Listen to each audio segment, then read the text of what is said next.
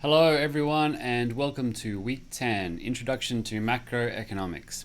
I'm David Smerdon, your lecturer, and starting from now until the end of the course, we're going to be focusing on that second branch of economics, the big picture, the macro picture, macroeconomics.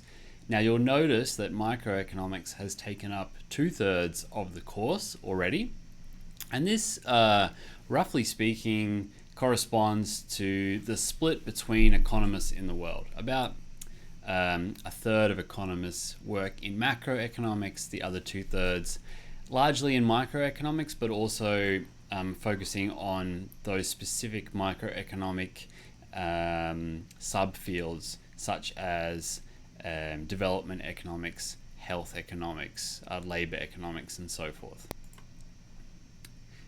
Still, when people think about economists, the first image that comes to their mind is usually a macroeconomist, the sort of people who advise government on matters to do with employment and inflation.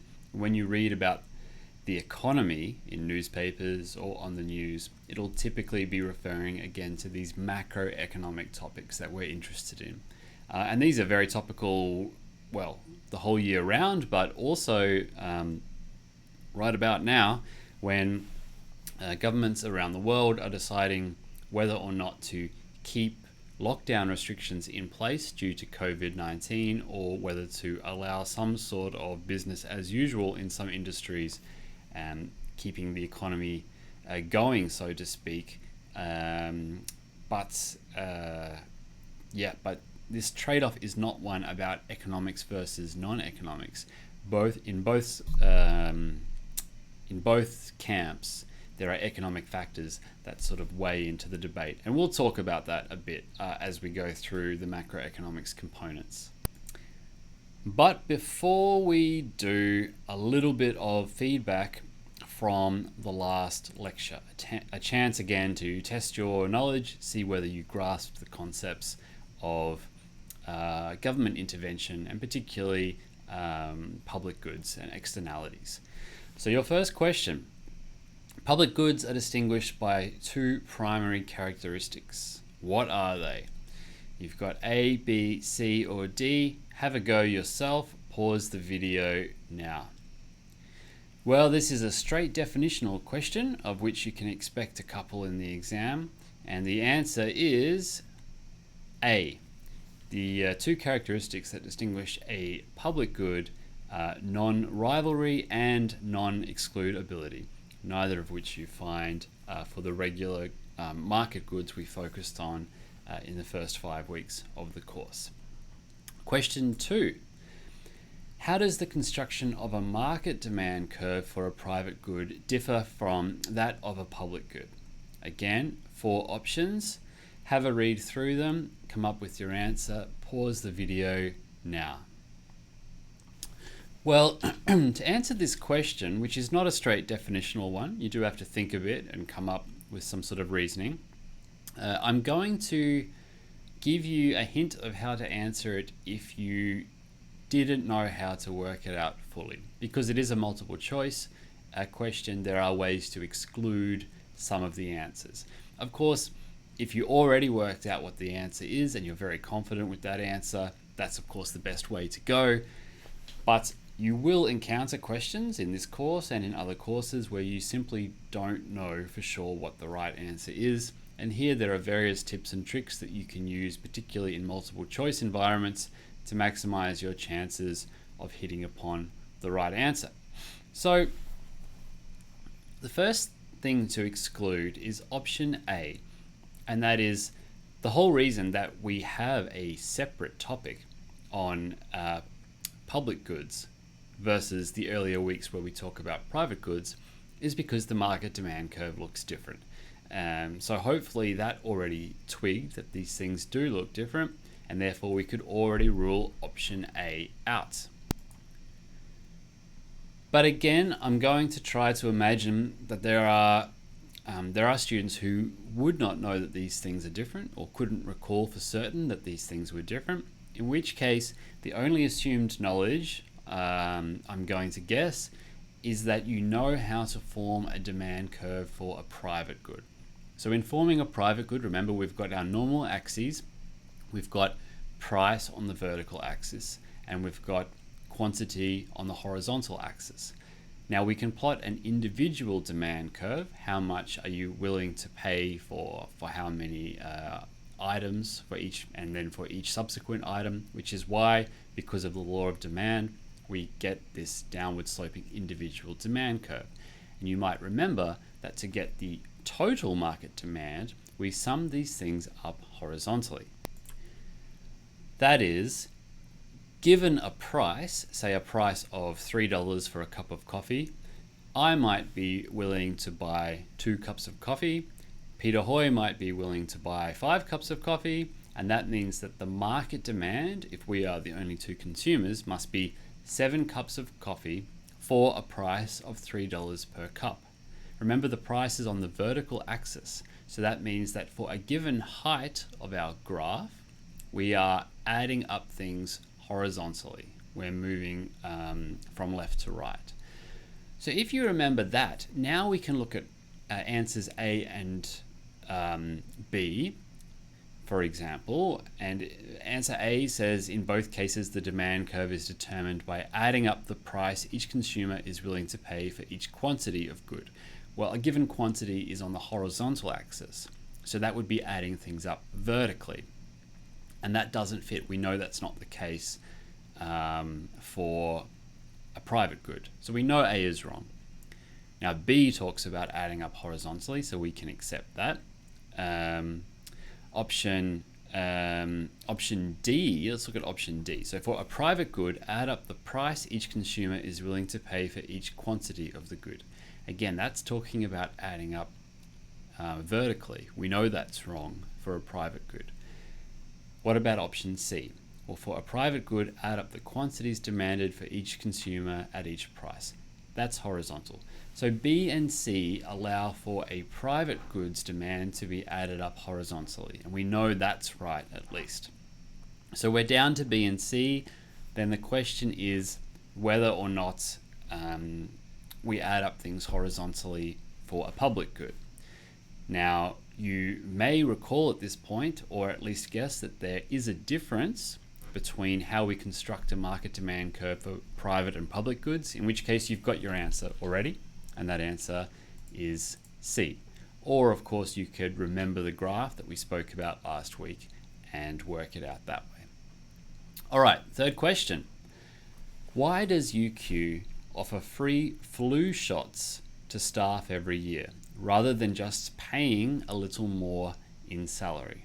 Now, this is obviously going to cost the university the same in these two options, either paying a per staff member flu shot or just paying a bit more into their salary. So why do they offer free flu shots?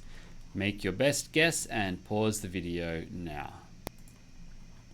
Well, this goes to one of the subtopics we spoke about last week, where there are advantages to government intervention, and that's in the case of externalities, both positive and negative externalities.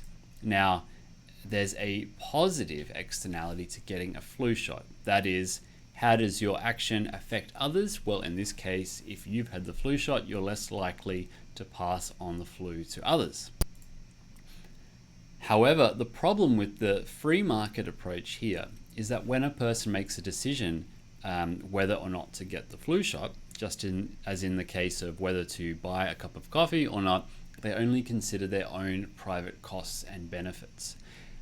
The efficient solution is going to consider also those external costs and benefits, in this case, an external benefit from consuming flu shots.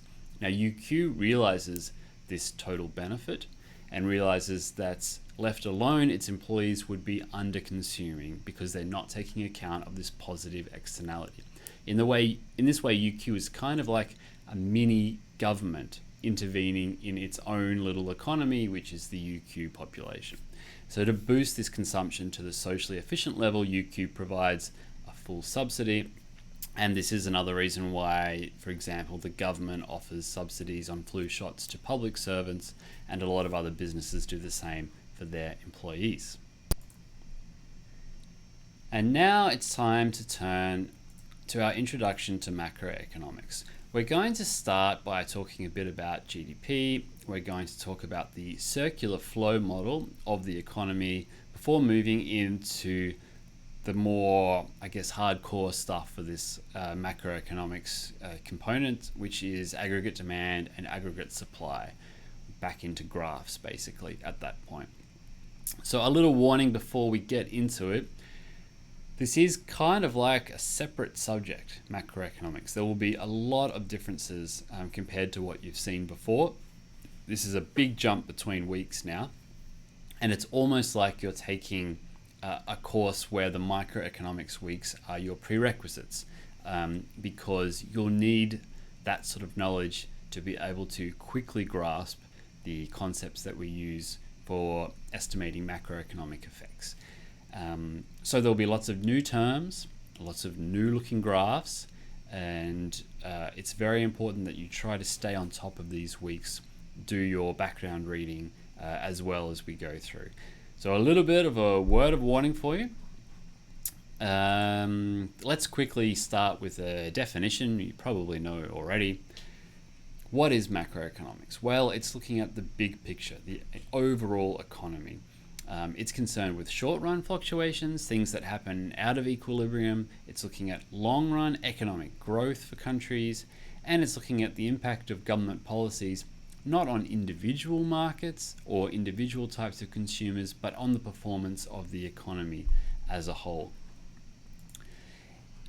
It comprises only a small subsection of economic papers that are published by academics. And it's actually a relatively new field. It mainly grew out of the Great Depression of the 1930s, when everything went wrong for a lot of prosperous industrial capitalist countries, and this led to a lot of questions. What are we doing wrong? Things were going so well, but we had this huge, massive unemployment, huge unhappiness in our populations, and it led to two rival schools of thought that kind of straddled the border between economics and philosophy in a way. There's the Keynesian school of thought, named after John Maynard Keynes, and the Hayek school of thought, often just called classical liberalism, named after, we'll talk about Friedrich Hayek and Keynes in coming weeks.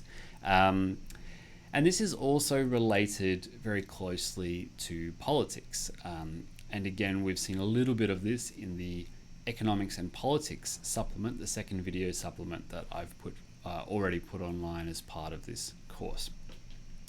And this debate about macroeconomic policy has been going for a long period of time and was sort of reignited in the wake of the global financial crisis around 2007, 2008, and then on, because it almost looked like we'd settled this debate within the central banks and Western democratic governments.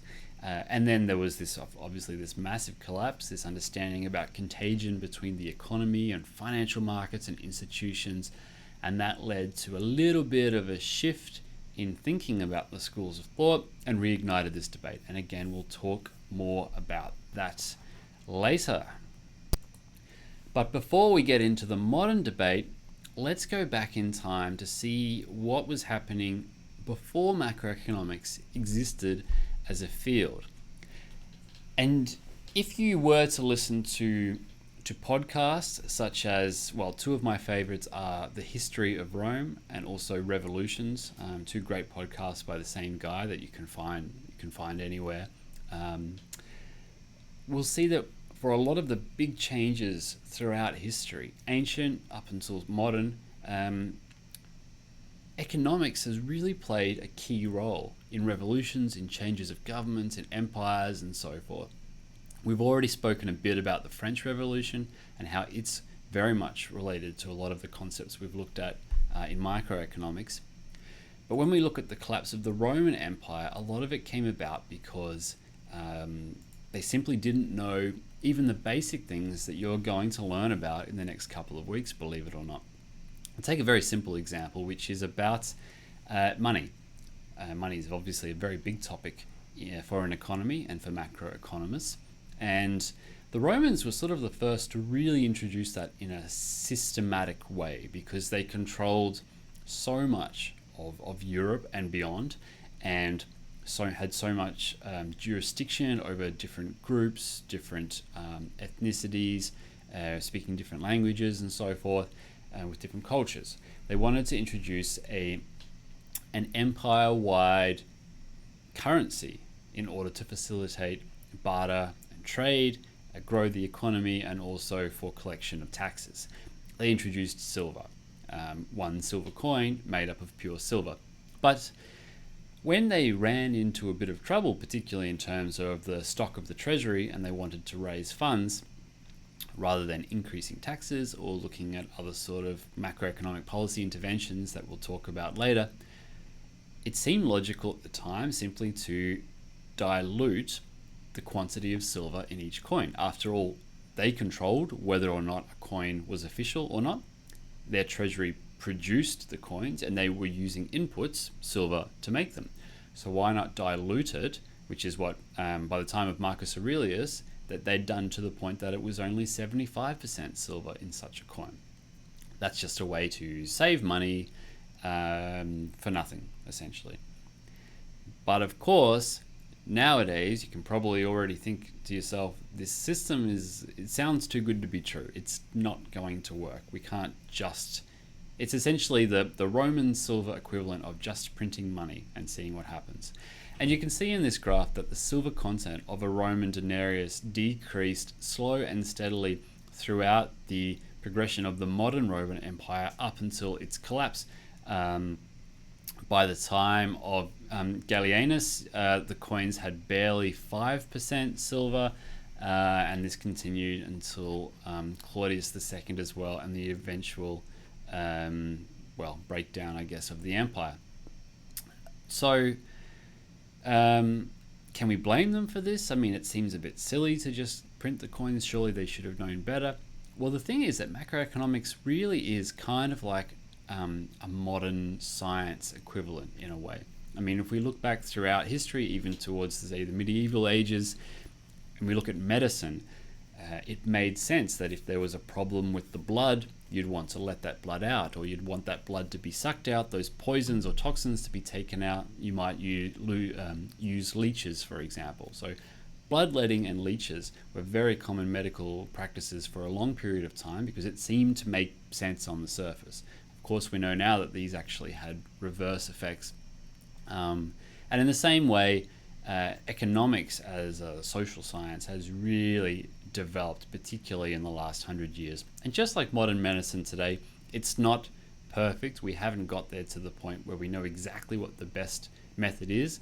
But importantly, we've developed the scientific method a lot more. We've refined that, and we now know how to test new ideas much better to see whether they work or not very quickly after implementing them, and ideally before we even implement them at all. There are three main goals in macroeconomics, three specific goals.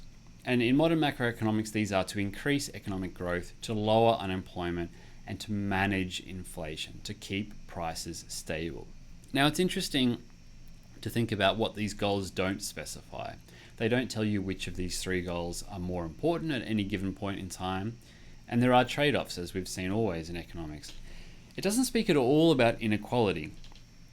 And this is interesting because if we think back to Adam Smith and the original dinner party guests of economics and how they viewed economics, there were questions about why some countries grew richer while other countries grew poorer, and also about increasing the welfare of man.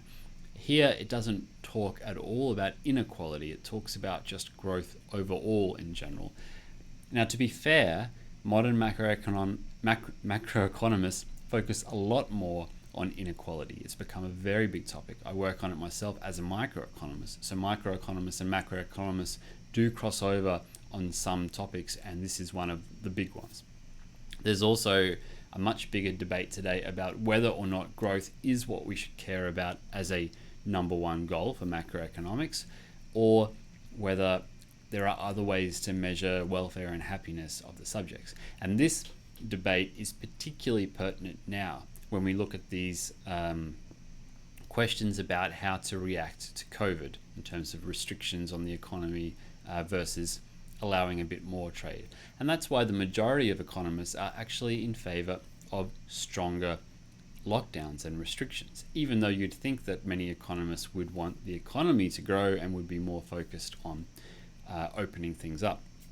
The reason for that is that we don't just focus these days on what the GDP number is, we look at health and welfare, and we also look a bit more at things like inequality and which groups are going to be affected more by different policies and in what direction. However, for today's lecture, we're really going to go back to the basics and start with a classical macroeconomic perspective. And the number one definition for that, when we talk about growth, is gross domestic product, or as you will have more commonly heard it, GDP. And that's the value of all the final goods and services that are made in an economy in a particular time period, which is usually 1 year, although we do look at quarterly growth as well. Now, this definition does get a little bit complicated. We'll talk about the different components of GDP across the next couple of slides. But one overall message to keep in mind is that it's talking about production domestically, hence the D and the P within gross domestic product. So when you think about whether or not something should count towards our definition or our accounting definition of GDP, just think about, does this really matter for domestic production? Am I double counting? Am I counting something that's not really produced? Is it not really domestic? So it's all about production done domestically.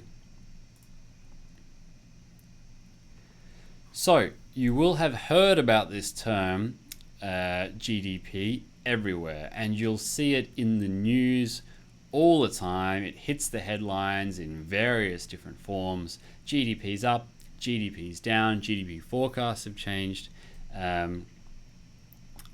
If you look in the news in recent times, in the first half of 2020, it's all doom and gloom about GDP going down, massively down, and of course there's a relation between this and the stock market, which affects people's individual financial positions. So what is it? Well, what we want to do with this one number, and it's just one number, is to summarize the total production of an entire economy. And that's a difficult thing to do, but it does make our lives simpler to have this single benchmark. It's the total market value of all the final goods and services produced within an economy, like I said, typically in a given year. It's measuring values in terms of dollar amounts, so rather than quantities, and that's important to be able to compare apples with apples, so to speak. And it can be defined in different ways. When we talk about total market value, what we want to do is we want to take all the quantities that are produced, and then we just multiply them by their respective totals, respective prices, to get our total. So that's pretty simple. We do this all the time ourselves in our own accounting. And by using prices as a value, it means that we've got a common unit of measurement. And that's going to be important because the main reason to have GDP as a number, as a standard, is for comparison, to see how we're going.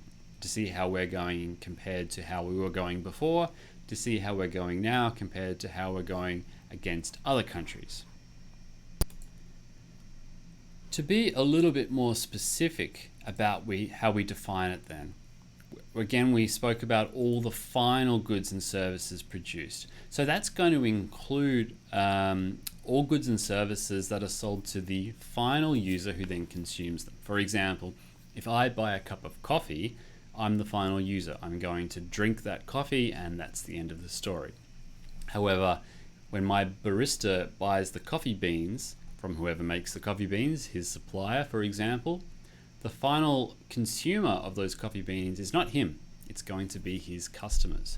So we need to exclude these intermediate goods to avoid double counting. Think of why we would do this. If we wanted to compare two countries, country A and country B, and let's imagine that they have identical situations, they only produce cars, for example. They only produce cars. In one country, you've got one factory that makes the steel and the second factory that makes the cars from the steel. In the other country, there's one company that does both of these things. It makes the steel and then it produces the cars. Well, if they're producing the same number of cars each year, it does seem like the gross domestic product of these two countries should be the same. They're producing the same thing between the two. But if we counted the sales of the steel from company 1 to the car company, company 2, and then we also counted the price of the cars that company 2 produces, then we would be artificially giving a higher GDP score to that country versus the one country which just has that one factory. So we'd be double counting in a way, and that wouldn't be reflecting what's actually happening in terms of gross domestic product. So that's why we want to focus just on those final users. So if a car is sold to a household in Australia, we just count that price of the car towards our GDP, but the Australian Bureau of Statistics and the government will not count the price of the steel. Okay. We also mentioned within the definition that it must be within an economy, within the geographical borders of the nation. It's domestic in that sense, so it includes any production that's done within Australia and excludes anything that's produced domestically. Now, that means that Australians who are producing things outside of our border, that production is not going to count. Whereas foreigners producing stuff within our borders, that is going to count. There are other definitions that we have, other standards such as gross national product, which is going to take account of these sort of differences. But here we're just looking at production within our country. And we're also considering things within a given year, like I said. So we're only looking at newly produced goods during the year, not about the sales of goods from before. So we're not including second-hand goods in this. And we're not including goods that were produced in the last year. There are many other things that happen in our economy that don't fit within the definition of GDP for the reason that they don't account for anything that's produced domestically within a given year, such as anything that's non-productive. So non-productive financial transactions, for instance, are not included. Giving gifts, because otherwise, say I give you $1,000 and you give it straight back to me, well, that shouldn't count for a country's production, so we don't want to be counting those sort of numbers. We also don't count stocks and bonds because they are essentially bets that one takes on what you think is going to happen in the future. Transfer payments are similar to gifts in the sense that it's just moving money around without producing anything. So pensions and unemployment benefits, they're also not going to count in GDP. As I mentioned, the real purpose of GDP, the real benefit, is that it allows for these sort of comparisons between countries and also across time. And here is a graph that does both of these things. So comparing GDP between countries just by itself as a number is often not too useful. So we either do one of two things. We compare GDP growth rates. So Australia grew by 3% this year, whereas China grew by 7%. We can make that sort of comparison. Or we look at GDP per capita, which is kind of like a measure of the richness of a country. If we just looked at GDP, then we'd say that India has a higher GDP than Iceland, therefore India is richer than Iceland. But we know that's not really true for where it matters, which are the people. If we look at GDP per capita, then we're dividing India's GDP by a much bigger number than we would divide Iceland's GDP by, and we would find that Iceland has a higher GDP per capita, which reflects the standard of living that Icelandic people have compared to people living in India. So here we're looking at GDP per capita, normalized to US dollars. Of course, we need to use the same currency to make these sort of comparisons. And we've broken up these lines into the world, which is the black line, the thick black line. And then we've got high income, middle income, and low income countries, as well as Australia. Now, Australia is the dotted line, As is always the case in statistics, you usually find the outliers are the individual countries rather than the composite indices. And what we can see is that Australia pretty closely tracked the high income country for a long period of time until around about 2004, and then suddenly it started to pull away from the rest of the high income countries. Now, what happened around that time in Australia? Did we all become super smart, super entrepreneurial and industrial and innovative? Not really. We discovered a lot of money under our feet in the ground. So that was the start of the Australian mining boom, which has really kicked off ever since and has benefited all of us, regardless of what industry we're in. And that's seen Australia's GDP grow massively from where it was at the start of this graph in 1980. In fact, GDP per capita has increased sixfold in that time. We haven't seen the same increase across the world as a whole. The world as a whole has sort of just trickled along, and in fact, where it is in 2000, or where it is now, but also where it was in 2014, where this graph ends, is approximately the same as where Australia was in 1980. So roughly speaking, the quality of living for most of the world today is similar to where Australia was in 1980. That's not entirely true because of changes in inflation and the price of goods and purchasing power, but we'll talk more about that later. So the world hasn't been increasing its growth rate as fast as Australia, that's clear. But when we just look at the low-income countries, the story is more depressing. That line is almost flat. In fact, the poorest countries are about 7 times smaller in terms of GDP per capita than the middle-income countries and 59 times smaller than the highest income countries. So we're seeing almost an increasing in this gap across countries, even though we are closing the poverty gap overall, so that rate of people living in poverty. We cannot move on from GDP without having a brief discussion about whether or not it is useful, which is one of the biggest debates at the moment in politics and economics. We're just using one number as a measure essentially of how well we're going as a society, a measure of well-being, or of happiness, or of welfare, whatever you want to call it. But it's important to know that GDP leaves a lot of things out that you might think are important. For instance, home production, cooking, chores, and so forth. For instance, I have a choice between whether or not I look after my kid on the weekend or I hire a babysitter. Now, if I hire a babysitter, I pay that babysitter. If I don't hire that babysitter, I do the work myself. In either case, work is being carried out. The same production is going to be carried out. But only in the case where I pay the babysitter will that be counted in our GDP. So housework, stay-at-home mums or dads, that sort of stuff is not counted towards GDP. Neither is anything in the underground or informal economy. Now, this is not something that affects Australia to a large extent, but in many countries, this actually plays a massive role because a lot of the economy is informal, with this sort of things not sort of being recorded, just sort of bartering and trade, and that can make a big difference.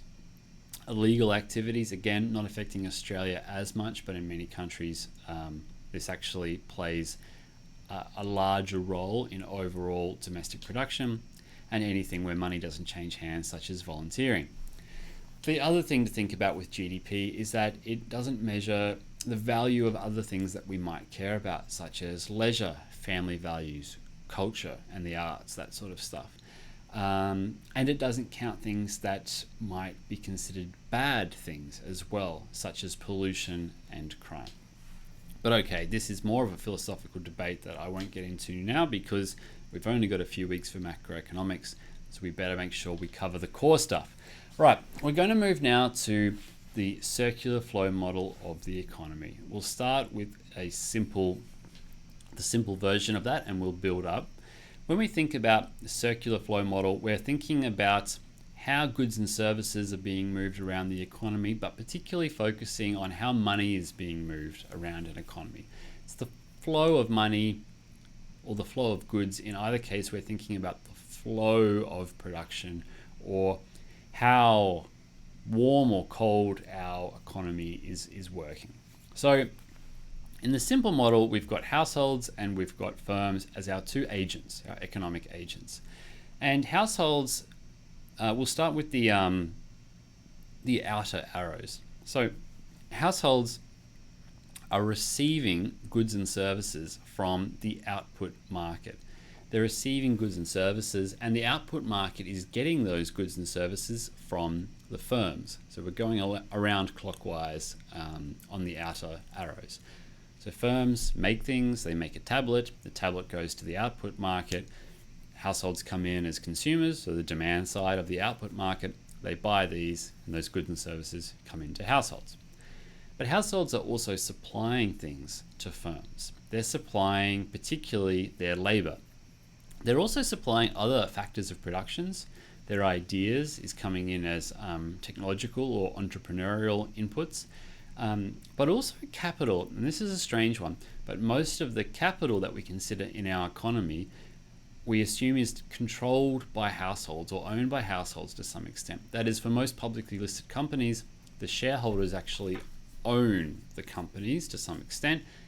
And that means if you own shares, like if I own shares in just a general index fund, for example, I own a small fraction of BHP. So overall, BHP is owned by households, their capital, and the labor, of course, the employees working there. So households are supplying these inputs to firms, which firms are then buying as factors of production. And the money, of course, is going in the other direction to the movement of the goods. So when households buy goods and services from the output market, they've got to pay money for them. So the money is being transferred from households to firms through the output market. And so we can also define that very specifically. We've spoken about that already though, so I won't go into it too much, but just to reiterate that the financial flows are shown on the inside of this circular flow model, and the input and output flows of goods and services, factors of production and so forth, are shown on the outside. Let's build it up now by adding a few more economic agents. We're going to add in the government, financial institutions, and the rest of the world. And it looks more complicated, but things don't actually change that much here. One thing to note is that we now don't just go around, but because of financial institutions, we're also going through our circular flow model. But financial institutions here are essentially just playing some sort of intermediary role, making life easier, making saving money, borrowing money, and so forth easier. So let's focus first on the government side of things. We can see that the government gets money in a number of ways. It can borrow from financial institutions, but it can also, as its main revenue source, raise money through taxes. And it taxes firms and households. So it takes money in from both of these economic agents. And it spends money in two different ways. It transfers money to households in terms of welfare, subsidies for healthcare, pensions, and so forth.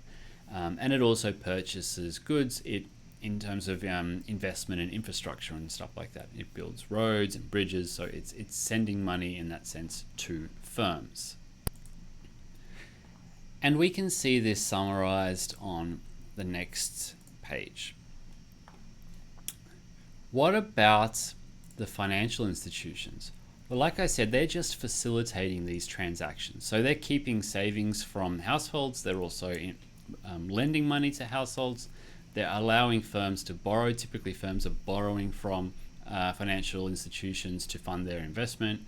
And they can borrow from the rest of the world, lend to the rest of the world, lend to the government, and borrow from the government. What about the rest of the world? Well, here we get into imports and exports. So if we go back to our flow model, the rest of the world will pay money to firms if our firms are exporting to them. But on the other hand, if we're buying things from overseas, we buy something from from Amazon, that comes from China or from India. The rest of the world is receiving payments from our households. Okay, so that's essentially a summary of the main agents in the circular flow model. But why do we care about the flow?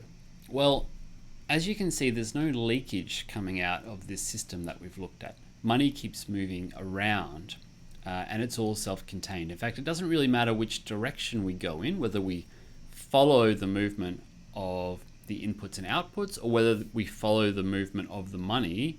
It's still the same value and it's still self-contained. What we really care about is how fast it moves. Just in the same way that there's the water cycle, and water evaporates and then comes down as rain and so forth. If you're a farmer or, well, you're just a household, you care about how fast that process is happening, because the faster it's going, the more effective and productive you can be. So the rate at which that flow is happening tells us about how much growth is going on, which also tells us if our economy is sort of hot or cold. So because we can track the movement of the outside arrows or the inside arrows, the input and output of goods and services versus financial movements, the movement of money, and there shouldn't be any leakage. Therefore, GDP should in theory be calculated the same, whether we look at expenditure or whether we look at income. The economy should therefore just be growing if any of the parts of the circular flow model get bigger, just in the same way as if you had a few pumps where you set up the water together and you make one of the input pumps a lot bigger and a lot faster, it's going to move everything through your economy a bit faster as well. Now, the ABS generally focuses on expenditure as its main way of calculating changes to GDP. And there are four main categories of expenditure. There's consumer spending, mainly by households, usually just called consumption. There's business spending or investment, there's government spending, and then there's net exports. So that would be equal to exports minus imports. So if Y stands for GDP, which is standard for most of what we'll look at in the future, then the formula we can get for calculating GDP is equal to that consumption plus that investment plus that government expenditure plus net exports. So how do these four categories line up against each other? Well, you can see I've written there that in general, consumption is the biggest. In the US, it's about 70% of US GDP. What about in the Australian context? Well, this graph looks at how GDP and its components have changed over the years since 1960, again till around about 2014. And again, you can see that consumption is kind of the main component driving things. Overall, you can also see that in terms of billions of dollars, Australian GDP has massively grown since 1960. It's about 7.5 times bigger. But throughout the whole history that we're looking at here, consumption has been the biggest part. Now you'll see that net exports is actually a very small part here, but that's a bit deceptive because remember, net exports is taking exports minus imports. So that net is quite small, the difference in that equation, but each component is actually quite massive. So each of exports and imports is bigger than $300 billion in 2015. Okay, so because GDP is a summary of the value of the entire economy, we can look at different parts of the economy to look at where those contributions are coming from. And the circular flow model is useful for this because it helps us to think about all of the sectors of the economy that we usually think about individually, to think about them as a whole and see how they all individually and together contribute to our GDP and to our growth. So, and as I mentioned before, the flows of money and goods and services therefore correspond in value to a closed circuit. What that means is because we've got the flows that should be equal to each other, whichever way we measure the volume of water or the volume of money, there are three different measures we can use to measuring GDP. We've looked already at the expenditure approach, which, like I said, is sort of the most common way to measure things because it's the easiest to measure. You just keep account of transactions that are happening within your economy.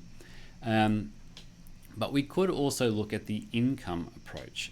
And the income is not just income earned by individual employees, but also those in terms of the rent of capital. So that's the value of income that you're getting from capital, interest and profits. And that should also, by adding up all the factors of production, give us the same outcome. We can also look at the value added at each production stage. So for example, remember that case when we were comparing two countries both making cars, and we said we shouldn't be counting those intermediate sales of steel from the steel factory to the car factory because we'd be double counting. Well, we could count that steel sale and then only count the extra that the car is sold for on top of the raw cost of the steel that goes into it. And if we did that, we'd get exactly the same number as if we just counted the sale, the final sale of a car. So we can look at adding up the values that are gained throughout each stage of production, including at the intermediate points. Okay, so what we're going to do now is to look at all of the different components, particularly of the expenditure approach, because that is the most common that's used and the easiest to understand, and to see where the different parts are coming from.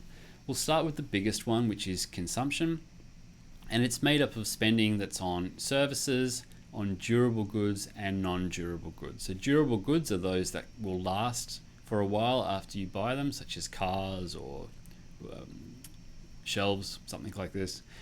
And then there's non-durable goods that you consume almost immediately, so they lose a bit of their value as soon as you purchase and consume them, such as food, clothing, and petrol. Investment spending is anything that maintains or increases the stock of capital equipment in the economy. Typically, we're looking at the business side of things here, the production side of things. And that's fixed investment for newly produced capital goods. It's also changes to the business inventories, so unsold finished goods and the raw materials there, and newly produced housing. So newly produced housing goes into investment, even though you might think about it as something that should go into consumption because individual households are typically buying those new houses. But because the owner can choose to rent that out for financial return, for accounting purposes, we typically put that within investment. So notice here that investment is used in a different sense that we would normally use the word investment for. It's not, for instance, buying shares, hoping that those shares will grow in value. It's investment in terms of production capabilities within the society. So it's got to be on physical products as part of the production process. And third, government expenditure. Now that's government spending on current goods. That would include salaries for workers and the inputs that it needs for government departments, so government infrastructure, and also infrastructure outside of the government itself, so such as spending on highways, buildings, bridges, and so forth. But it doesn't include government spending on things that don't contribute to the production process, which is quite a lot of government spending, anything to do with transfer payments, so welfare, unemployment, pensions, and so forth. And finally, net exports, which I guess is the easiest one. Exports are expenditures by foreigners on domestically produced goods and services. So even though the spending isn't happening by Australians, it's still something that we need in order to reflect domestic production. If a company produces a whole bunch of stuff and sells it overseas, we need to be able to capture the value of that production, even though the expenditure is by foreigners in this case. But we don't want to capture spending by you and I on goods that aren't produced domestically, because now we're counting things that shouldn't go into domestic production. So we've got to subtract off imports. Okay, next, a very important distinction: nominal versus real GDP. So GDP is the value, remember, of an output. So that's equivalent to the price times the quantity. And that seems straightforward and simple. But what if the prices change, but the quantity doesn't? Should we then assume that GDP is rising, even though production is exactly the same? So it's not totally clear, which means we've got to make things a bit more complicated and give two different definitions of GDP: nominal and real. So what is typically happening if prices are going up but nothing's changing into quantity or quality? Well, that's inflation, when prices are going up just by themselves, so to speak. We'll talk about where inflation comes from in subsequent weeks. So inflation is measuring the change in the aggregate price level over time. When we just adopt price times quantity, we're getting nominal GDP. You might have heard this word nominal used in normal terminology. People say, yeah, well, that's nominally true. What they mean to say by that is, well, it's true on paper. The number might say that, but it doesn't really mean that. That's what we mean when we say things nominally true. Sort of the same here. So if we don't account for inflation and we say GDP has gone up, but actually quantity and quality hasn't gone up, or maybe they've even gone down, then that's a nominal GDP. Real GDP, we take account for the effect of changes in the aggregate price level. So we take account of inflation, and then we say, okay, if we consider inflation and we take account of that, now can we say, did GDP go up or down? So that's real GDP. So nominal GDP is just the market value of final goods and services evaluated right now at current year prices without adjusting for inflation. Real GDP, it's that market value, same quantities produced, but now we evaluate it at some fixed year's price, at some fixed year's prices to make that comparison easier. And we call that the base year. Now, the choice of the base year is important, but what is more important is that you make the distinction between real and nominal. That's a bigger difference. So whether or not you use a base year at all matters a lot more. Let's see an example. Again, we're going to go back to our standard bananas and rabbits. So here we've got the price of bananas and the price of rabbits in 2018 and 2019, and the quantity of bananas and the quantity of rabbits in 2018 and 2019. So looking at the first row, for example, the price of bananas was $2, it's now $4, so it's doubled in price. It's gone up by 100%.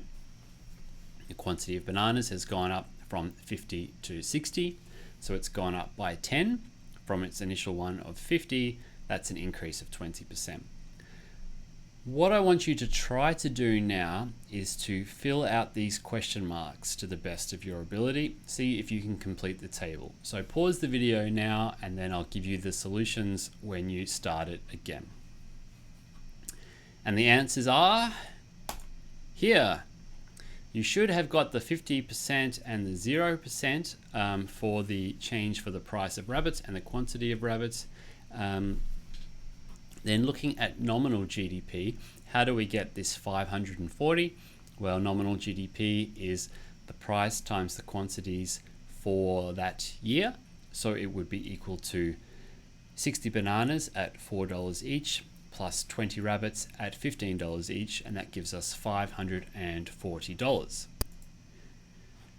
What about getting real GDP in T prices? Well, T here is 2018, so that's going to be the same as nominal GDP, just the price times the quantities for that year, which is why nominal GDP and real GDP T prices is the same for 2018.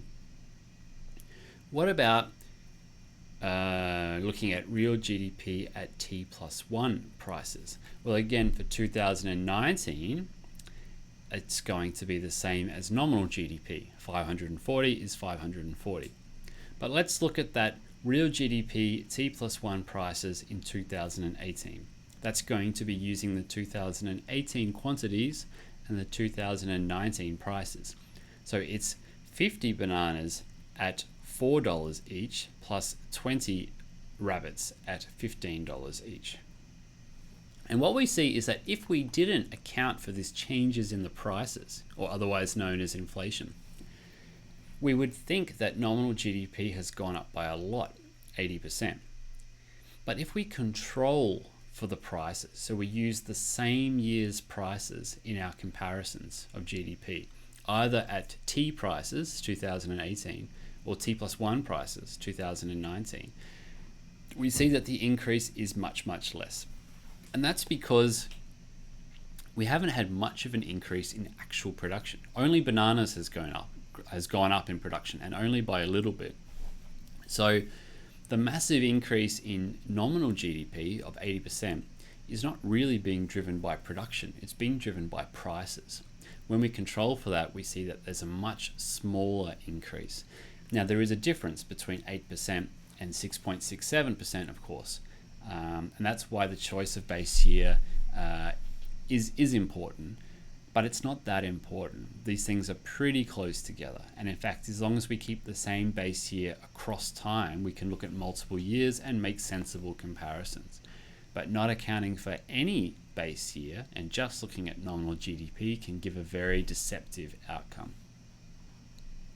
So that's fine when we've just got the price of bananas and the price of rabbits, but what happens when we've got many, many different goods and services like in a real economy? Well, then what we typically do is we come up with what's known as a consumer price index. And what we do is we come up with a standard basket of goods and services that a typical household will spend over a period of time, usually a year, and we see how much the average prices change over time. So we look at what, say, an average family with 2 kids would spend in a year, and now we look at how much it's going to cost them to buy the same stuff this year compared to last year. And that's how we get what you would have heard about before, the CPI or the Consumer Price Index. And we can look at how that's changed over time. Again, the ABS, the Australian Bureau of Statistics, collects this sort of data. And here we're looking at changes all the way back from 1965 up until, again, 2014. And what we can see is that there were huge swings happening all the way up until roughly 1993, the early 90s, and then we saw a big smoothing occur, especially since around 2000. It's become a lot less unstable. In fact, the average rate of price changes year on year since 1993 is only 2.6%. Here on the y-axis, by the way, we've got the percent change from the same quarter in the previous year. So we're always in the positive zone, except for that 1 year, 1997, which means that prices are always going up. But in recent decades, that increase year on year has been pretty stable, pretty predictable, and that's a key point. Okay, quick segue into GDP again before we leave this. About I mentioned to you that the debate is ongoing about how this one number should be used by different governments. I just wanted to finish this sort of subsection by saying that there have been some movements away from using economic growth, and in particular GDP, as our sole measure of how well a country is doing. And a recent development is the Human Development Index, or the HDI, which looks at different factors and puts them together in an index. So not just a country's growth economically, but also education, literacy, school enrollment, citizens' health, and so forth. And this sort of stuff is particularly pertinent for lower income countries where the GDP doesn't do a great job of capturing all domestic production and also the welfare of the people. And this debate is becoming more and more topical today when we consider policy responses to COVID, also because there are some tough decisions to be made about increase or decrease in deaths that might occur from different policies, and trying to trade off human lives versus economic prosperity, and also trying to trade off overall growth versus inequality between poor and rich. We've seen some of the reactions from the Australian government in terms of job seeker and job keeper, particularly looking at trying to protect lower income groups, and therefore, even though Australia is going a bit more into debt, it's going to try to decrease inequality. So these are difficult things to sort of look at, and economists are doing that. For the most part, like I mentioned earlier, most economists have the same sort of view that there's not really a trade-off. You can protect health with longer lockdowns and protect the economy in the long run. That does seem to be the prevailing opinion from economists. Okay, so we've moved on now from GDP and defining macroeconomics, and we're going to go into a bit of heavier stuff, I'm afraid to say, for the second half of this lecture. But at least we're going into familiar territory. We've got the words supply and demand in there. There are going to be graphs with supply and demand. But now we're looking overall. We're looking at the whole economy. And everything we've looked at in terms of microeconomic supply and demand and how people react to changes in prices and other products, that is a fundamental underpinning of macroeconomic models. And if at any point in the previous lectures you felt that microeconomics was not really capturing the way that you make decisions and you behave, these sort of assumptions, you might think, well, it's about the average consumer, but nobody's really average. Then macroeconomics might be a little bit more appealing to you, because it says, well, even though we might not be able to predict what each individual chooses at the individual level, being able to put them all together across the Australian population, then averages kind of matter, because we want to know what's the overall economic effect going to be from different policies that we might try. So we need to think about things at the aggregate level. So we have aggregate supply and aggregate demand. That also means that we're not just looking at single goods anymore, just like one market for bananas, one market for coffee. There are a few specialty markets that we look at, but we'll look at, for instance, labor. That's an important one, because remember that macroeconomics focuses on unemployment as one of its key goals. The market for labor is something in which you are on the supply side. You are a producer. You supply your labor to companies that purchase them by paying you a salary. So they are on the demand side. There's the market for money, where we talk about whether or not to save it, to spend it, to borrow it, and so forth.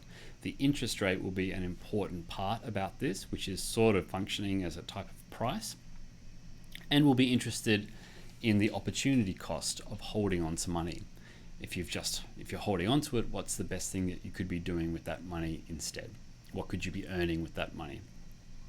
And then finally, the main market, which is basically the mother of all markets, where we put everything together, the market for everything, the market for production, which we'll call GDP.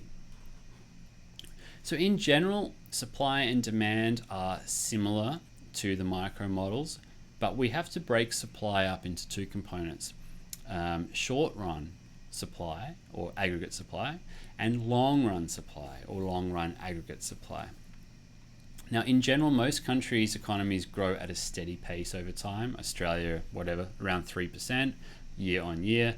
Same for the US, China a bit faster.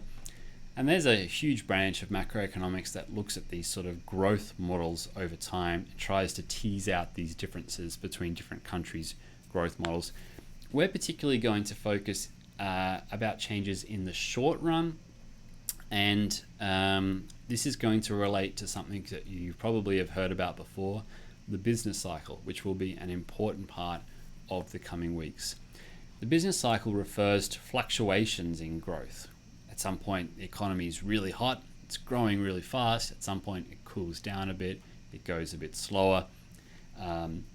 We don't want these peaks and troughs to be very extreme. We'd like them to be as smooth as possible, because on the downside, we've got recessions, and we don't want those to be too deep because they're painful. A technical recession is one in which GDP falls for 6 or more consecutive months, or in other words, for 2 quarters. And if that happens, and it happens for an extended period of time beyond a year, then we talk about a serious recession, such as the Great Depression, or something that is expected to happen to the Australian economy in 2021.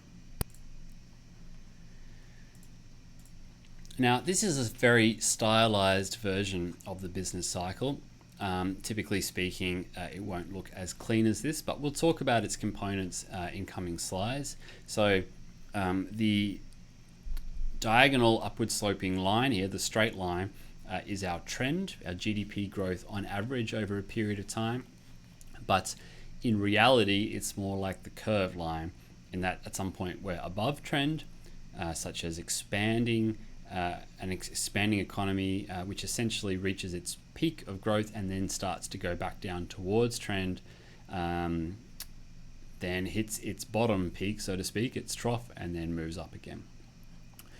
The question is where Australia is at now. Well, at this time last year, there was an article put out about this, which you might want to read up at, saying that we were looking at being near a peak and maybe starting to head towards a recession. Of course, since the time that the federal budget came out last year, many things have changed, and of course in our time that we are in now, the entire world economy seems to be moving on more of a downward path.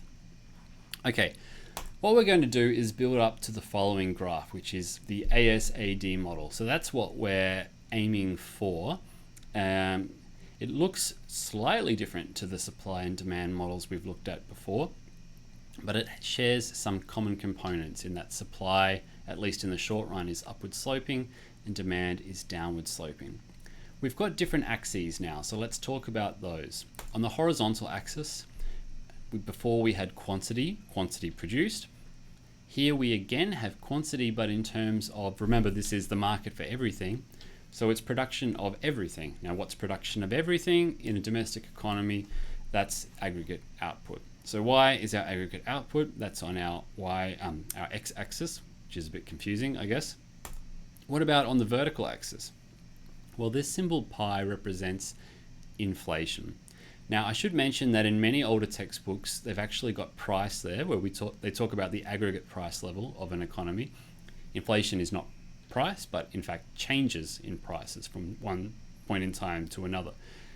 But when we spoke about the 3 main macroeconomic goals, there was output, there was unemployment, and there was inflation.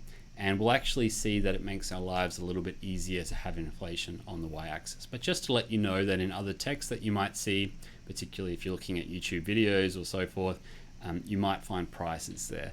But the general theories are the same. Okay. So what is inflation? Well, it just measures the change in aggregate price level over time. And we'll talk about that much more in detail. Let's talk about the other components of our graph. Let's start with one that looks similar to what we've seen before. That's an upward sloping supply function. That's our short run aggregate supply. So that shows the combinations of aggregate output that is supplied at each rate of inflation. Remember, in our previous models, it was the amount, the quantity that suppliers were willing to supply at given prices. Now we've got inflation on our vertical axis. And what does it mean by short run? What's the difference there?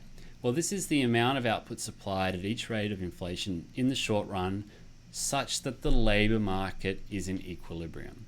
So that depends upon inputs that are fixed in the short run, and those are technology, ideas, and human and non-human capital. Now, we had a similar situation actually in microeconomics when we looked at the short run. For instance, if I was making coffees in my cafe, I've bought my one big coffee making machine. I can't sell that in the short run. I can't change my rental contract in the short run. My capital's fixed. What can I do? I can hire more workers. I can fire more workers. So I can change my labor, my casual staff. And it's the same here.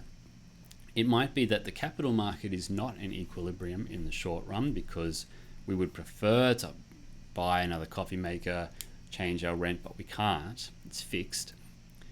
but we can change things in the labor market. We've got more flexibility for the same reasons that we saw about in microeconomics, which means that that market is in equilibrium. So the labor market is in equilibrium. So why does the short run aggregate supply curve slope up? Well, we spoke in microeconomics about why the supply curve slopes up overall, but here, because we've got two types of supply curves, it's interesting to think about why the short run one slopes up. So the labor market is the only thing that's changing in the short run. So that's got to be the thing that's providing the reason for why it's upward sloping. So what we need to do is work out the relationship between the supply of labor and inflation. And that's all got to do with contracts, negotiation of wages. So typically that's done for a set nominal wage. And we'll just keep things nice and simple, which basically says, I hire you to work as my barista, and I'm going to pay you $30 an hour for 10 hours a week, or whatever it is. So what do workers care about? Well, you don't just care about, well, you shouldn't just care about how much money you're getting paid on paper. You should also care about how much that money is worth to you in terms of how much stuff you can buy. And this again relates to the point that considering things only in nominal terms, which are, I guess, the simple terms, the terms that are on paper in your contract, considering things just in nominal terms can be deceptive. It's really, are you richer or poorer in real terms? So nominal wages is just what you're seeing on your contract or what you're seeing in your bank account. The expected inflation rate is how much both the firms and the workers expect the average prices to rise by. Purchasing power, which you would have heard about in the news quite a lot, is how much stuff that you can buy for a given amount of money, how much your money is really worth, how much power you've got to buy stuff. And the real wage is how much money you're getting once we take account of these changes in the price level, these changes in inflation. So both workers and firms know when they set a contract that prices will change over the period of time that you're getting paid. You know that, for instance, prices are going to go up next year and the year after because they typically always do. So if you expect inflation to go up, then expected inflation is positive. And that will mean that you'll negotiate typically positive nominal wage increases year on year. For example, I work at UQ and it's built into my contract that every year I think I get something like 2.5% wage increase, which doesn't mean I'm getting richer. It's just accounting for the fact that in general stuff is around about 2.5% more expensive every given year. If expected inflation and actual inflation match each other, well, nothing's really changed. I'm essentially getting the same amount of money in terms of real power year on year. I'm getting a little bit more, but everything I buy is a little bit more expensive, and they cancel each other out. Well, what happens if the actual inflation next year is less than expected inflation? Well, I'm getting more money, but it means that the stuff that I'm buying isn't as expensive as I thought. Well, that's great for me. I've gained.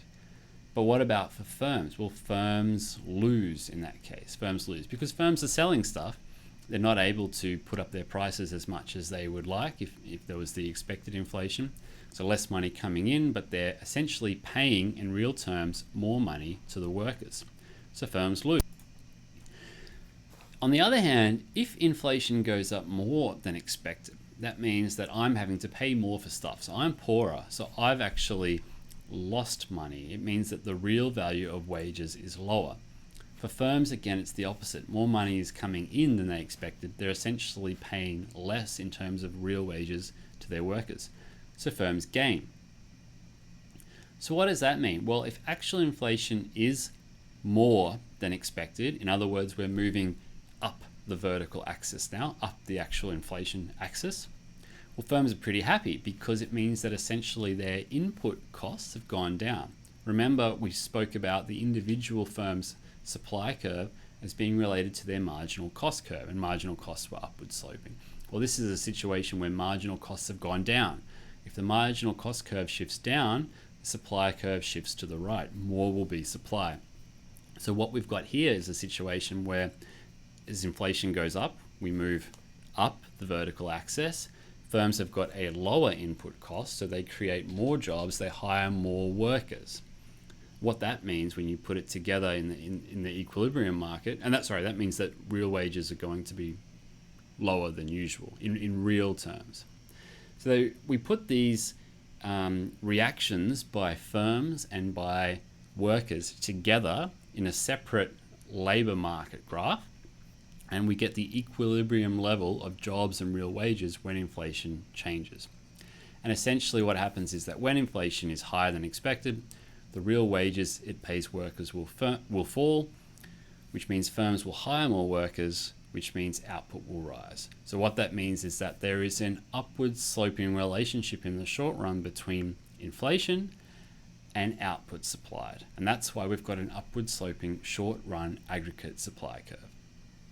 So that shows us how the curve looks, the straight line, and it shows us how we move along that curve when there are changes in inflation. Just like in microeconomics, movement along the curve was anything to do with changes in prices, and shifts of the curve were from any sort of other changes that were not price related. So here, there are many ways that we could shift the SRAS curve, and that's anything that is not to do with changes to actual inflation. So for instance, changes to expected inflation, that's not the same as actual inflation. Changes to expected inflation are going to shift the curve. Or there can be other reasons that affect the labor market, many others that you will already know, such as changes to labor productivity, how much productivity you get out of each worker's hour, changes to your technology, changes to government policies for workers. All of these things could shift the curve. Let's look now at two simple examples. Now, we can always think about shifting of curves as shifting to the left or to the right or up or down. Here I've got two examples where I find it easier to think about one of them in terms of vertical shifts and the other in terms of horizontal shifts, but of course the end results are similar. So on the left we can think about a given level of output, so a given point on the horizontal axis, and if we expect inflation now to be higher than we thought it was going to be before, then we assume that the actual inflation is going to be higher for a given level of output. It's essentially shifting the SRAS curve up, which you can also think about shifting as left, but I find it easier to think about it in these terms for a given level of output. On the other hand, on the right, with a change in labor productivity, it says that for a given level of inflation, keeping the actual inflation fixed, if there is, say, an increase in worker productivity, then we want to hire more workers because we're getting more out of it. It's like a decrease in our input costs in a way. So that's going to shift our SRAS curve to the right. What about the long run? We saw that the long run aggregate supply curve was a vertical line, straight up and down, and it hits at that point of the natural level of output, otherwise known as YN or potential output. And that's the natural level of output when we use our inputs at normal capacity. So you're using all of things at their normal capacity, not overheating the economy. Inflation is what it is expected to be, and productivity equals its trend. So it doesn't actually mean that productivity is fixed, because economies are always growing, and it's very hard to analyze these things in a static graph if everything's moving all the time year on year. So we just assume that this YN is talking about the trend level of productivity of output. So that means that no matter where the inflation rate is, it won't change what our natural level of output is in the long run. And that's why we've got this vertical line. The things that actually determine where that vertical line sits in terms of output are nothing to do with the prices, because the prices are relating to the inflation. It's looking to the other it's looking to the long run resources, the long run potential that a country has, what its inputs are that it can put into production. And as I mentioned, productivity does change over time, which means that it feels like we should be moving along that y-axis continually. The output axis, the horizontal axis. But we're just going to say that yn is when growth is on trend. So if we are at a point where the y is bigger than that yn, we say that output is growing faster than normal, and vice versa. And we can sort of see how this works in reality when we look at the trend line for, say, Australian labour productivity. You can see that if we put a straight line through this graph, it's pretty much spot on. We can see that generally speaking, we follow a trend. So if we find the slope of that straight line, then we're essentially saying that that slope is the yn in our ADAS model, our trend growth. However, if you really zoom in on this graph, you'll actually see that it's not just randomly moving above or below the graph. It's kind of following a pattern that looks similar to that business cycle that we saw before. You can see that it's above trend up until 1985, but sort of getting closer and closer. Then it moves away under the trend. So now we're in a bit of a recession and we're reaching the trough of that recession around 1994, 1995. Then things start to pick up again and so forth. So essentially what we have is our, see if I can find it now. We have the real version of our business cycle, which we spoke about before in more of a stylized version. Are you... Okay. Sorry, I think my screen just froze for a second, but I think we're back on now. Sorry about that. Okay, so let's turn to the last line that we've got left, which is aggregate demand. And that's the combinations of aggregate output that's demanded by people or by other economic agents for a given rate of inflation. And it depends crucially on the four components that we've already looked at for output in our circular flow model, the agents that are wanting to buy stuff, goods and services.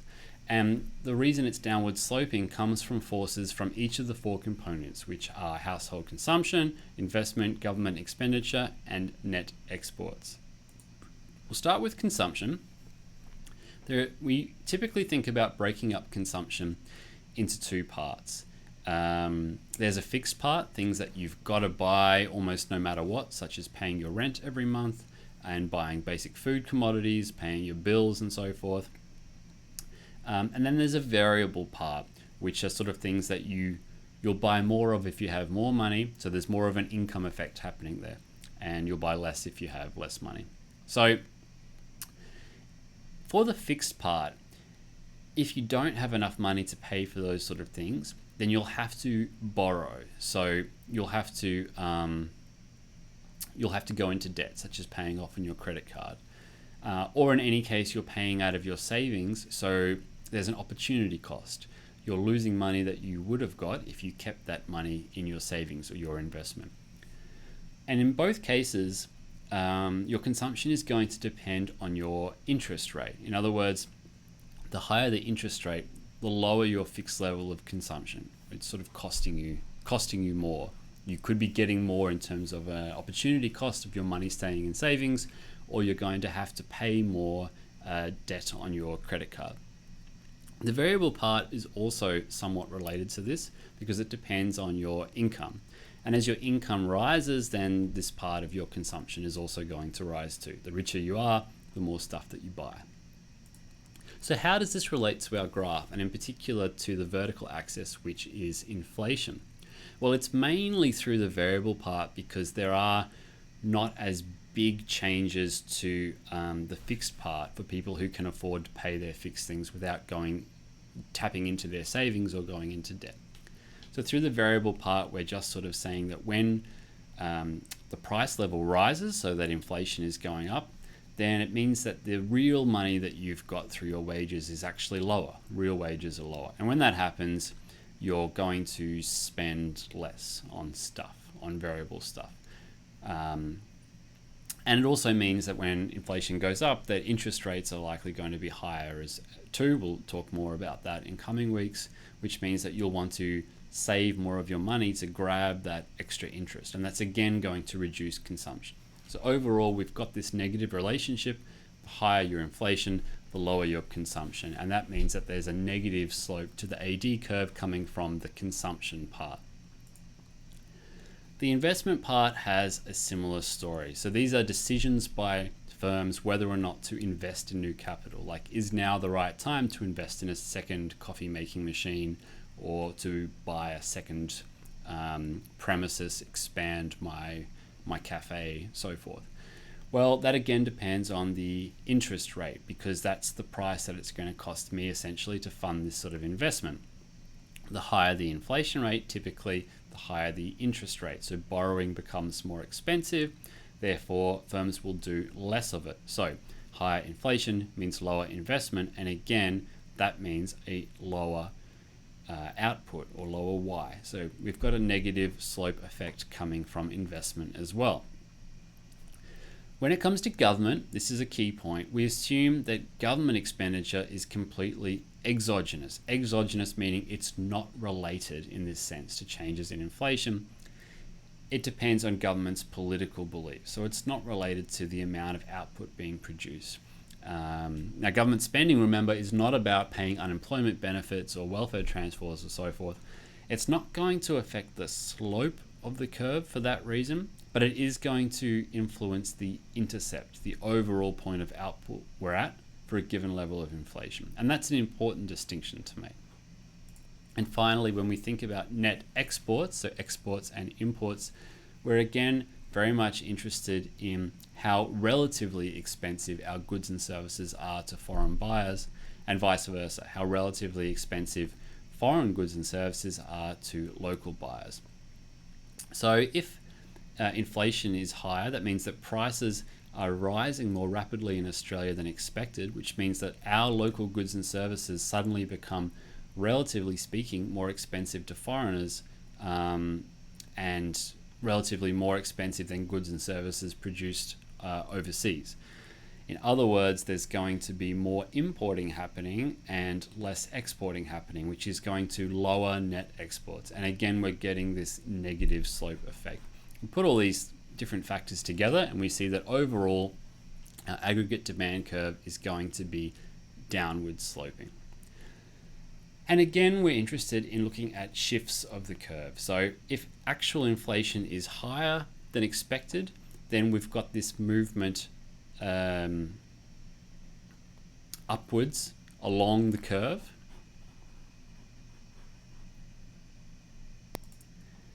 And we basically just follow the AD line. So changes in actual inflation will represent movement along the curve. So if actual inflation is higher, then we're moving up the vertical axis, which means for our AD curve, moving to the left, basically, a decrease in output. What about things that shift the curve? Well, things that shift the curve are not related to actual inflation. Here we have factors such as government expenditure.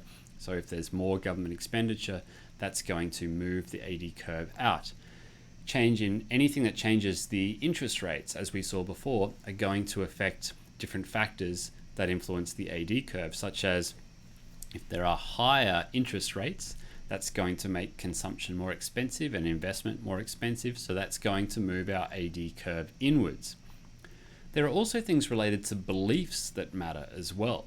So if households and firms believe the economy is slowing down, in that case they might want to save more. By saving more, that's again going to move the AD curve in. And as we'll see later, just these beliefs alone can be enough to actually become a self-fulfilling prophecy and slow an economy down.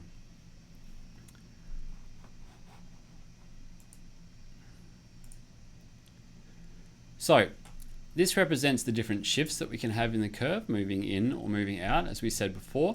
Now it's time to bring all of our lines together and talk about equilibrium. And here we're moving into familiar concepts, at least, the idea of equilibrium being the intersection between the curves. And what we're interested in, instead of the equilibrium price and quantity, is working out the equilibrium inflation level and the equilibrium level of output. Now, it's complicated. We know that it's going to depend on a lot of factors. We've already spoken about real wages and unemployment or employment, different forms of capital, both human and physical, and technology. We've seen how interest rates affect our curves, beliefs affect our curves, government expenditure, international trading partners, and so forth. But at least now we know how each of these individual things affect each individual line in the graph. And that's all we need to be able to eventually talk about shifts in equilibrium. So now we want to think about shocks to AS or shocks to AD. So shocks are anything that's unanticipated, that changes one of our lines and therefore changes our equilibrium. And we'll look at a couple of examples to finish off. But with these concepts, you should be able to go through the same process and come to the right conclusion, no matter what sort of shock that you're given or asked to evaluate. It's the same technique the whole way through. So we'll start with a negative aggregate supply shock, a negative short-run aggregate supply shock. We always start with the assumption that we're in equilibrium. So we're in equilibrium, output is at its natural level, inflation is at its equilibrium level, the economy is going as we would expect, and now there is something that gives us a negative aggregate supply shock. For example, a temporary and unanticipated fall in labor productivity relative to its trend. So how do we draw that on the graph? Well, it means that we shift our short-run aggregate supply curve inwards, as we can see here. And that moves us to a new point in the short run, particularly if we don't look at the change in inflation yet, we just look at the vertical change. So we're moving from our central equilibrium point to this point y prime, or y apostrophe is how we write it here, y prime. So we move to that point, but at that same inflation point in the short term. And that leads us to a situation where we're out of equilibrium, which means that the economic forces are going to move us to somewhere that is into our new equilibrium. So what happens when this first shock occurs, this first movement to y prime? Well, it places pressure on inflation in our economy. It places pressure on inflation to rise because now it's become more expensive for firms to produce. They're not getting as much productivity out of each work. And just as we saw for a single goods market, when something shifts the supply curve to the left, prices rise. So this puts pressure on prices. It makes goods more expensive because they're more expensive to produce. And that puts upward pressure on inflation. So that's that second movement. You can see those little red arrows that we've put there, which moves inflation up to that pi SR level, and also shifts output to the right. So we had a big decrease in output first from yn to y prime, but now that inflation starts to go up and prices start to go up, it means that workers are now cheaper to hire because inflation's going up, so the real wages are smaller. So firms start to hire more jobs, more workers, which means there's a little bit more of a bounce back in terms of output, of production. So initially we move to y prime, a decrease in output, and then we start to build up our output again. We get to that YSR, that short run Y, and a new inflation point, pi SR. So if we consider the final point that we end up at, YSR, pi SR, and the initial point we were at, yn pi t, even though we've taken a roundabout route of moving horizontally to the left and then up and to the right, if we just look at the starting position and the end position, it's as if we've moved along the AD curve, so up and to the left along the AD curve. So what actually happens is that a shift of the short run aggregate supply curve leads in effect to a movement at a new equilibrium that's along the AD curve. And that's a common sort of theme that we'll see with a lot of these sorts of shocks in our ADAS model. Let's look at a second one, a positive AD shock. So again, we start an equilibrium, and now we imagine that there's a one-time unanticipated shift in the AD curve to the right. And it can be from many factors, but let's just assume that it's an increase in government expenditure, such as government stimulus package, something like this. Well, when that happens, or the government deciding to, for example, spend money on bridges or highways or something like this. So when it shifts the AD curve to the right, we again have this roundabout route of getting to the new equilibrium. So initially that greatly increases output and we move again to Y prime, but that's an out of equilibrium point where the AD, where the point we're on is no longer at the intersection of the AD and SRAS curves. When we get to that point of increased production, there's pressure on wages to rise now, as opposed to what we had before. So that raises inflation. There's pressure on the wages to rise, and that leads to higher costs built into the prices. And once you're now paying workers more and it's increasing your costs, you get again this sort of bounce back effect. So you're bouncing down a little bit now. So production is going to fall a little bit because of these increasing costs, and then inflation is going to go up because of that pressure on wages to rise. So we start to move up and to the left, and those are the little blue arrows that you see there that move us up to our final new equilibrium point. So again, even though we move horizontally to the right and then up and to the left, the final point compared to the initial point is essentially a movement up and to the right along the SRAS curve. So again, even though it's a shift of the AD curve, the final position is a movement along the SRAS curve. So what we can see here is that we've got this sort of, in both of these cases, we have a situation where we're moving away from our trend level of output and then starting to come back to our trend level of output. In two different directions we looked at it. First, decreasing output and coming back to trend, or increasing output and then lowering it to trend. And this relates to our business cycle. I'll give you a third version of this graph before. So again, we pull away from trend in a positive direction. For example, say an increase AD shock would lead us to an expansionary period, hitting a peak and then bouncing back, moving a little bit back towards growth trend. And then a negative supply shock, for example, might lead us into a recession, into a trough, and then a bit of a bounce back. So that gives you a very rough idea about how the business cycle is related to our AD-AS model.